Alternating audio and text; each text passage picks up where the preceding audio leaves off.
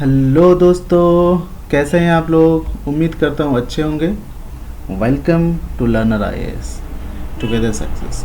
दोस्तों, जैसे कि हम लोग कंटिन्यू कर रहे हैं क्लास 11th का एंशिएंट हिस्ट्री बुक, और आज हम लोग continue chapter 23 with Harsha and his time. दोस्तों, हमने हर्षवर्धन के बारे में पहले पढ़ रखा था, जिसको नॉर्थ का, ठीक है दोस्तों। उन्हीं के बारे में आज हम थोड़ा सा डिटेल में देखेंगे, उनका टाइम कैसा था और उनके बारे में देखेंगे, ठीक है दोस्तों। हर्षास किंगडम अभी देखेंगे हम लोग, हर्षा का किंगडम कैसा था, ठीक है दोस्तों। पूरा नॉर्थ के एरिया में ये थे, इसको लोग बहुत मानते थे। Gupta reach there seat of power in the Uttar Pradesh and Bihar, ruled over north western India for about 160 years until the middle of the 6th century AD। ठीक है, करीब 160 साल तक गुप्ताज ने वहाँ पे राज किया। कहाँ पे? उत्तर प्रदेश और बिहार, ठीक है दोस्तों, नॉर्थ में। Then north India again split up into several kingdom. North India में भी कई सारे किंगडम में ये स्प्लिट हो गया, बट गया, ठीक है। White Hunas establish their supremacy over Kashmir. Kashmir में वाइट हुनाज ने अपना सुप्रीमेसी किया। Punjab and western India from about AD 500 onwards, ठीक है। तो और मतलब पंजाब में, कश्मीर, इस तरह में अराउंड 500 AD तक उन्होंने अपना, हुनाज ने, वाइट हुनाज ने अपना वर्चस्व बनाया। North and Western India possessed under the control of their dozen of feudatories whose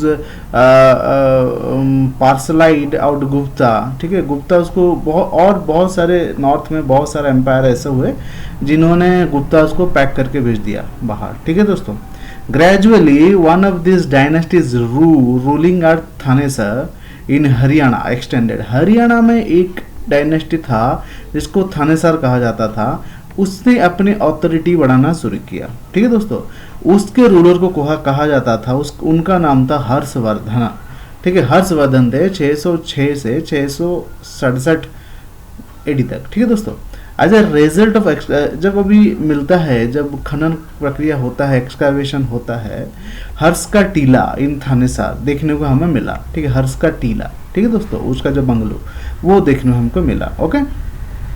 Harsha made Kannauj the seat of the power. Kannauj को, जो कि जिसके लिए बहुत सारी लड़ाई लड़ी गई कन्नौज के लिए, ठीक है दोस्तों। कन्नौज को उसने अपने पावर सेंटर बनाया, वहाँ पे वो बैठा, ठीक है। By the 7th century Pataliputra fail in the battle and Kannauj came in the front line. अब धीरे धीरे करके 7th century तक पाटलिपुत्र की पूरी खत्म हो चुकी थी, ठीक है। कन्नौज पावर में आ चुका था, वहाँ पे हर्षवर्धन बैठ चुके थे, ठीक है। तो Pataliputra would into power, it's power and importance, ठीक है, उसने हरा चुका था वो अपना, ठीक है। वो तो पाटलिपुत्र अपना वर्चस्व खत्म कर चुका था। But one straight decline, money became scarce, ठीक है, and officer and soldiers began to pay through land runs, ठीक है। The city loss the importance, power shifted to military campus कंदहर्षा, ठीक है। The place strategic importance which dominate the stretches land acquire prominence, ठीक है। जैसे जैसे गुप्तास के टाइम पे जब उनका ट्रेड खत्म हुआ, उनके पास पैसे खत्म हो गए, ठीक है दोस्तों। अब जब पैसे खत्म हो गए तो ऑफिसर्स जो थे, सोल्जर्स थे, उनको वो पे कैसे करेंगे, उनको तो पे करना पड़ेगा, ठीक है। वो पैसे नहीं दे सके तो उन्होंने लैंड ग्रांट्स दे दिया, जमीन देना शुरू कर दिया, जिससे क्या हुआ, मिलिट्री जो है पावर में आ गई। अब इन राजा के पास पैसा ही नहीं है, ठीक है दोस्तों। तो इस तरह से किंगडम जो है वो बिखरने लगा, टूटने लगा, ठीक है दोस्तों, ओके। इट्स इमरजेंस, फिर क्या होता है, दो to this class belong Kannauj, situated in Farrukhabad district of the Uttar Pradesh. It stood up into political prominence from the second half of the 6th century onward. Its emergence as the center of political power from Harsa onward typifies the advent of the feudal age in the North India. Just the Pataliputra largely represents the pre-feudal order. Fortification of places in the plain was far more difficult, but Kannauj was situated on an elevated area which was the easily fortifiable, ठीक है दोस्तों। तो इस तरह से यहाँ पे लिखा गया है कि अब जो पॉलिटिकल पावर था पाटलिपुत्र का वो खत्म हो चुका था और फ्यूडिटरीज बहुत सारे हो गए थे, और वहाँ को उस एरिया को बचाने के लिए वहाँ पे दुर्ग भी नहीं बनाया जा सकता था, ठीक है। बट कन्नौज एक ऐसी जगह था जो कि प्राकृतिक रूप से ऊपर था और फोर्टिफाइड था, ठीक है दोस्तों। इस तरह से यहाँ पे हुआ। द अर्ली हिस्ट्री ऑफ हर्षारायन is constructed from the study of Banabhatta, ठीक है, ये इंपॉर्टेंट है, ठीक है। बाणभट्ट ने हर्ष के बारे में एक हर्ष चरित्र लिखा था, एक बुक लिखा था जिसमें हर्षा का पूरी लाइफ के बारे में, उसके कोर्ट के बारे में, एक पोएट थे उनके कोर्ट में, ठीक है दोस्तों। हर्ष चरित्र उन्होंने लिखा था बाणभट्टा, ये याद रखिएगा, कई बार पूछा जाता है, ठीक है। This can be supplemented by the account of the Chinese pilgrim Xuanzang जो थे, who visited India in the 7th century and stayed at the country for about 15 years। तो वो हुआन सांग एक ट्रैवलर थे जो इंडिया आए थे, वो करीब 15 साल यहाँ पे रहे, और हर्षा के बारे में इन्होंने भी लिखा था, उसको सप्लीमेंट, हर्ष चरित्र को सप्लीमेंट करता है। Harsha's inscription speak various type of taxes and officials. Harsha के बारे में जो इंस्क्रिप्शंस हैं, जो लेख है, वो कई तरह के टैक्स और ऑफिशियल्स के बारे में लिखा गया है, ठीक है दोस्तों। Harsha is called the last great Hindu emperor in India but was neither staunch Hindu nor ruler of the whole country, ठीक है। हर्षवर्धन को इंडिया का लास्ट हिंदू एम्परर कहा जाता है, बट इन्होंने ना ही हिंदूज के लिए कुछ किया, ना ही वो पूरी कंट्री में राज करते थे, ठीक है। His authority was limited to north India excluding Kashmir, Rajasthan, Punjab, Uttar Pradesh, Bihar and Orissa, ठीक है, एक्सक्लूडिंग, ठीक है। वो क्या करते थे, नॉर्थ में राज करते थे, उसमें कश्मीर भी नहीं आता था, राजस्थान भी नहीं आता था, पंजाब भी नहीं आता था, उत्तर प्रदेश भी नहीं आता था, बिहार, उड़ीसा, ठीक है। तो were under his direct control, but his sphere of influence spread over much wider area, ठीक है। तो यहाँ पे वो राज करते थे, ठीक है, इस एरिया में जो लिखा गया है, बट उनका इन्फ्लुएंस पूरे देश में था। It seems that a peripheral state acknowledged the sovereignty the eastern India. He faced opposition from the Shaivati king Sankara of Sasanka of Gauda, who cut off the Buddhi tree at the ठीक है। तो ये साइविज्म Kings जो थे उनके आसपास के, उनको विरोध करते थे, जैसे कि शशांक थे, गौड़ा उसके डायनेस्टी के, तो उन्होंने ही जो बुद्धिस्ट ट्री है ना, जहाँ पे बौद्ध गया में जो, जिसके नीचे उन्होंने बुद्ध ने निर्वाण प्राप्त किया था, मतलब एनलाइटमेंट हुए थे, बौद्धत्व प्राप्त किया था, वो बौद्धि ट्री जिसको कहा जाता था, उसको काट दिया था उन्होंने। कब? 619 के Shashanka's death in 619 put an end to the hostility. तो जब उनका डेथ हुआ तब ये सब खत्म हुआ। Harsha southward March was stopped by the Narmada river by the Chalukya king Pulakeshin, who ruled over great part of modern Karnataka and Maharashtra, which is the capital of the Badami in the modern Bijapur district of Karnataka. Except the Hashtra did not face any serious opposition and succeeded in giving measure of the political unity of the large part of the country. ठीक है, तब हर्षा जब, एक तो यहाँ पे थे शशांक जिन्होंने उनको वो किया था, अपोज किया था, और दूसरे थे पुलकेशन जो कि चालुक्य किंग थे, नर्मदा रिवर के करीब ये लोग, ये चालुक्य किंग थे जो कि महाराष्ट्र और कर्नाटका के कई सारे बड़े पार्ट हैं, और उनका जो कैपिटल था वो बीजापुर, आज का बीजापुर है, ठीक है, उस समय बादामी हुआ करता था। ओके, तो ये इनके अलावा और हर्षवर्धन को कहीं बड़ा अपोजिशन फेस नहीं किया उन्होंने अपने लाइफ में, ठीक है दोस्तों। ये दो बड़े बड़े अपोजिशन थे उनके जो है टेरिटरी में, राइन में, ठीक है दोस्तों। ओके, अभी हम एडमिनिस्ट्रेशन की बात करेंगे। उनकी एडमिनिस्ट्रेशन कैसा था, हर्षा का एडमिनिस्ट्रेशन कैसा था, ठीक है। Harsha govern his empire on the same line as Gupta did. Gupta जैसे अपना गवर्न करते थे, हर्षा ने वैसा ही किया, except that his administration has become more feudal and decentralised. ये अपने जो है एडमिनिस्ट्रेशन को डिसेंट्रलाइज किए थे, मतलब पावर लोअर एडमिनिस्ट्रेशन को दे रखा था, सेंटर में एक जगह पे नहीं था, गुप्ता एक जगह पे करता था, ठीक है दोस्तों। तो पूरा नहीं करते थे, बट कई मात्रा में कंट्रोल एक के पास होता था। तो इनके पास 60,000 हाथी थे, ठीक है। This seems to be the astonishing because of the Mauryas who ruled over political, ठीक है। इनके पास बहुत सारे हाथी थे, 30,000 कैलावरी थे, 9,000 एलिफेंट थे, ठीक है। तो इस तरह से उन्होंने काफ़ी बड़ी आर्मी रख रखी थी। Land grants continued to be the made in the priest for the special service surrendered to the state. और लैंड ग्रैंट्स वो देते रहते थे, जो कि गुप्तास के पीरियड से चला आ रहा है, खास करके पंडितों को, ब्राह्मण्स को। ठीक है, Harsha is credited with the grant of land to the officers by charter. ठीक है, ये ऑफिसर्स को जो उनके पास काम करते थे उनको भी देते थे लैंड ग्रांट्स, जब पैसे नहीं है तो ज़मीन देंगे।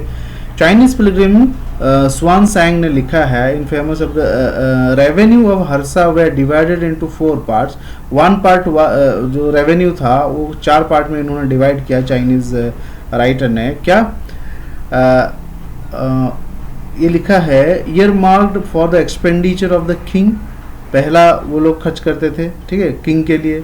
Second for the scholars, A third for the endowment, ठीक है, of the official and public servants. And ये कैसे खर्च करते थे अपने रेवेन्यू, पहले अपने ऊपर, किंग के ऊपर, वो उनकी जीवन शैली के लिए, और दूसरा होता था इनके स्कॉलर्स, जो उनके यहाँ पे जो पंडित हैं, स्कॉलर्स हैं, उनको देते थे।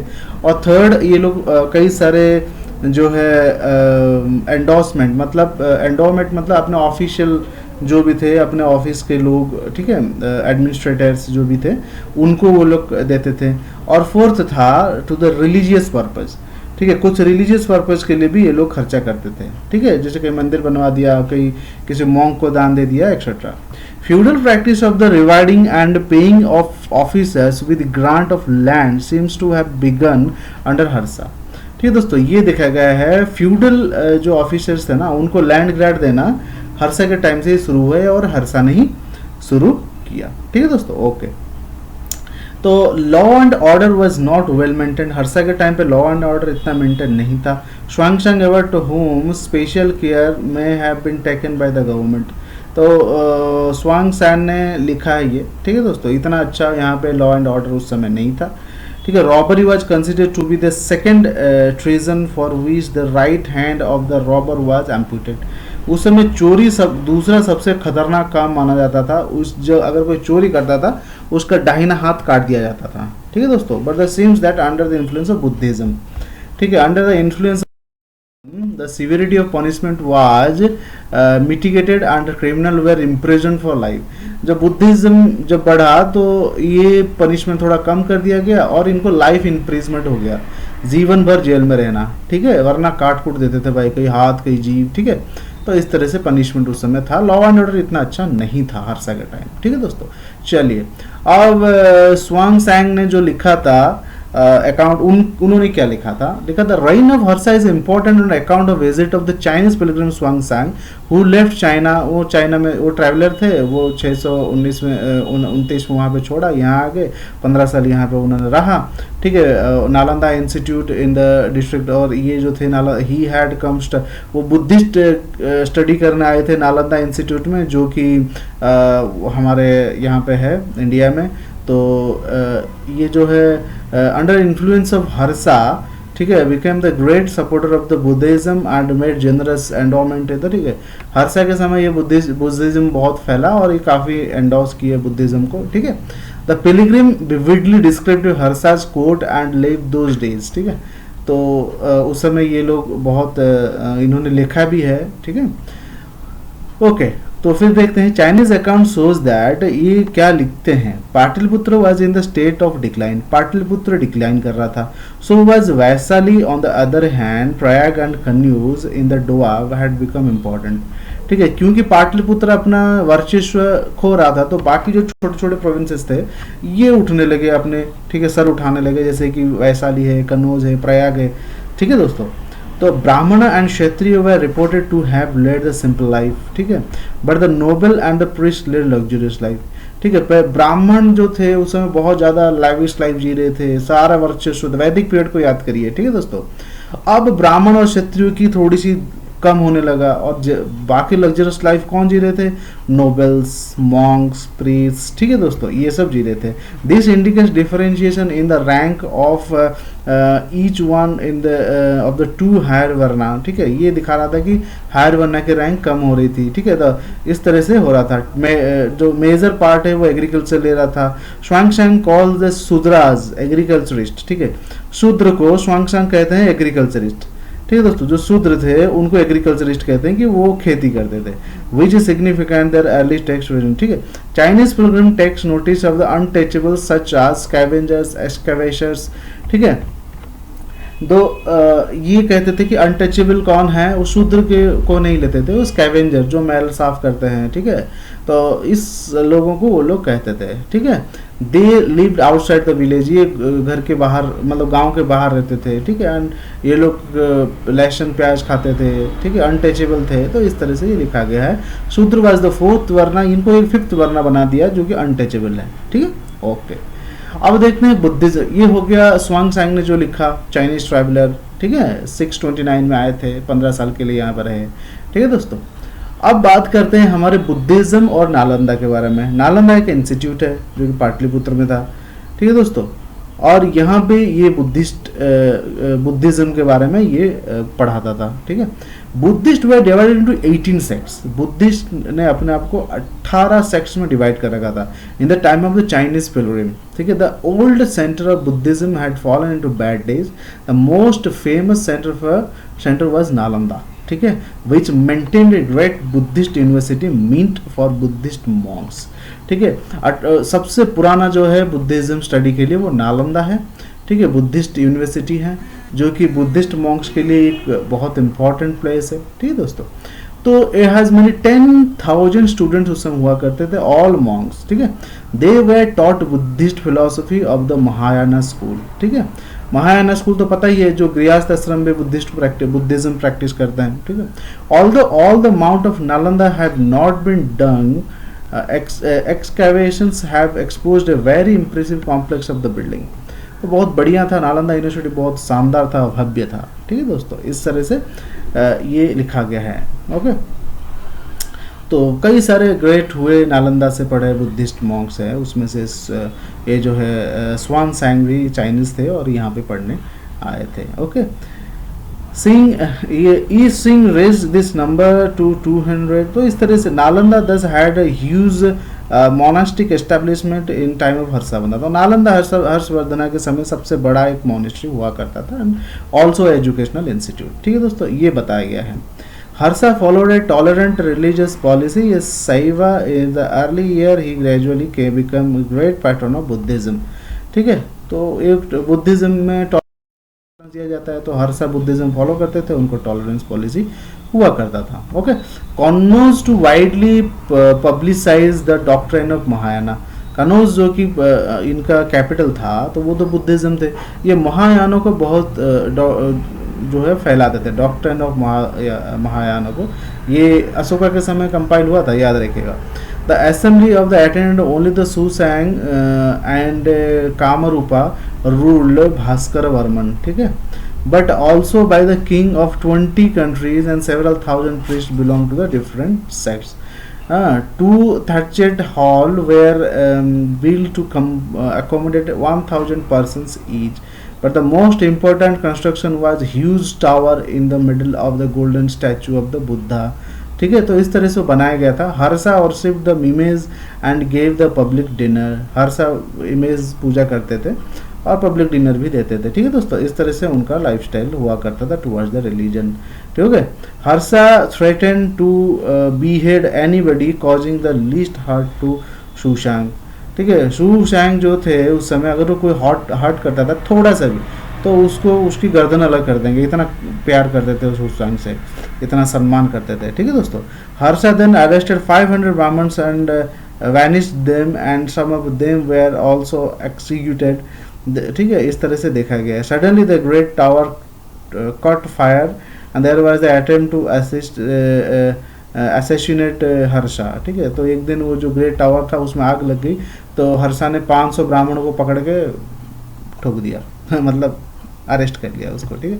Harsha was so tolerant as he is painted after Kanauj, he held Prayag a great assembly which was attended by all the tributary princes।